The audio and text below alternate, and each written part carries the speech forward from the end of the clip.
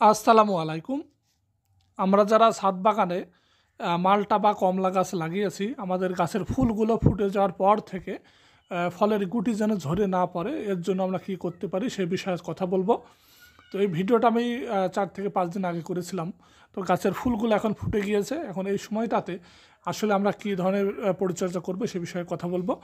তো মূল বিষয় হচ্ছে, গাছে যখন ফুল আসে, ফুল আসার পরে গাছের লিফ মাইনার এবং এই ফুলগুলো কেটে দেওয়ার জন্য ছোট ছোট পিঁপড়া বা অন্যান্য জাপ পোকার আক্রমণ দেখা দেয়।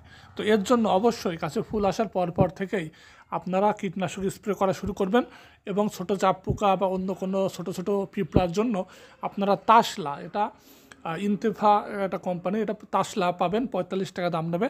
এটা স্প্রে করবেন, তাহলে ছোটোখাটো কোনো পোকামাকড় থাকলে সেটা মারা যাবে। বা আপনাদের কাছে যদি কোনো কীটনাশক থাকে সেটা স্প্রে করতে পারেন। এর পাশাপাশি আর একটা বিষয় হচ্ছে, গাছের পাতাগুলো কুঁকড়ায় যায়, পাতাগুলো বড় হতে চায় না, লিফ মাইনারের আক্রমণ দেখা দেয়। তো এর জন্য অবশ্যই অ্যাকামাইট অথবা ভার্টিমেট, এই দুইটার যে কোনো একটা স্প্রে করবেন, তাহলে দেখবেন এই সমস্যাটা হবে না। এবং গাছে যখন ফুলগুলো ফুটে যাবে তখন কিন্তু এগুলো স্প্রে করা যাবে না, এটা ফুল ফোটার আগ পর্যন্ত এই পরিচর্যা করবেন। এবং গাছে যখন ফুল ফুটে যাবে তখন কী করবেন, এই সময়টাতে আপনারা মিরাকুলান থাকলে স্প্রে করতে পারেন। গাছে যখন ফুল চলে এসেছে একবার মিরাকুলান স্প্রে করতে পারেন। এবং যে কোনো পিজিআর ফুল ফুটার 20 দিন আগে, ফুল ফুটার পর এবং ফুল থেকে ফলে পরিণত হওয়ার পর এটা ব্যবহার করতে হয়। এইভাবে কিন্তু আপনারা ব্যবহার করতে পারেন। এবং যে গাছের ফুলগুলো ফুটে গুটি বের হয়ে গিয়েছে সেগুলো অবশ্যই আপনারা সলুবার বোরন স্প্রে করবেন।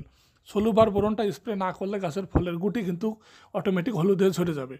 আর একটা বিষয় হচ্ছে, আপনার একটা গাছে হাজার হাজার ফুল হয় এবং ফল হয়, ছোটো ছোটো গুটি হয়, সেগুলো কিন্তু সব তো থাকবে না। আপনার গাছের অনুপাতে আপনার হিসাব করতে হবে। আপনার গাছ যেমন, যদি সেখানে 20টা 30টা ফল ধরার মতো ক্ষমতা থাকে, সেগুলো থাকবে, বাকিগুলো কিন্তু ঝরে যাবে। তো এই বিষয়টা কিন্তু বুঝতে হবে। তো এর পাশাপাশি আপনারা সিলেটেড জিঙ্কও স্প্রে করতে পারেন। এছাড়া যখন ফলের গুটিগুলো সেট হয়ে যাবে, একটু বড় সাইজ মার্বেল আকার হয়ে যাবে, তখন অবশ্যই আপনারা কিন্তু সার ব্যবহার করবেন। বিশেষ করে ঢ্যাপ সার ব্যবহার করতে পারেন বা ফসফেট যে কোনো একটা ব্যবহার করবেন।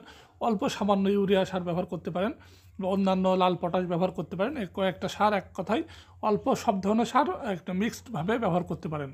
তবে এখন কোনো প্রকার সার ব্যবহার করবেন না। আর এর পাশাপাশি আরেকটা হচ্ছে, আপনার এই সলুবার বোরনটা প্রতি মাসে মাসে স্প্রে করবেন, প্রতি লিটারে 1 গ্রাম হারে, এর বেশি ব্যবহার করবেন না। আর এছাড়া আরেকটা বিষয়, সরিষার খোলটা ফুল থেকে ফলে পরিণত হওয়ার পর থেকে ব্যবহার করা শুরু করবেন। এখন ব্যবহার করার প্রয়োজন নেই। ফলের গুটিগুলো যখন সেট হয়ে যাবে তখন থেকে কিন্তু আপনারা এই সরিষার খোলটা নিয়মিত 10-15 দিন পর পর ব্যবহার করতে পারেন। এবং জৈব সারটা আপনার যে কোনো সময় ব্যবহার করতে পারেন, এখনও চাইলে ব্যবহার করতে পারেন, কারণ জৈব সার তো সাথে সাথে কাজ করে না। তো এর জন্য এখন ব্যবহার করলে 15 দিন, 20 দিন বা 1 মাস পর থেকে ইনশাল্লাহ কাজে লাগবে।